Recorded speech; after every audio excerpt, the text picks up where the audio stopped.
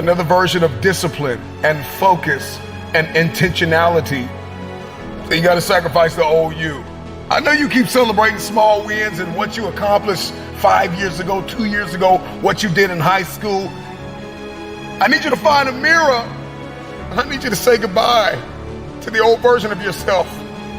In the next 3 to 6 months, you're gonna make you proud.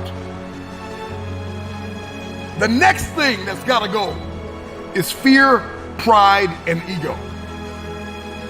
For many of us, fear is disguised as rational and practical. And fear is disguised as a planning agent. I'm just planning out the process and I'm just gonna wait. I'm just kind of walking myself through everything and processing everything. And so fear disguises itself as process. And I'm talking to you. I need you to find a mirror, and I need you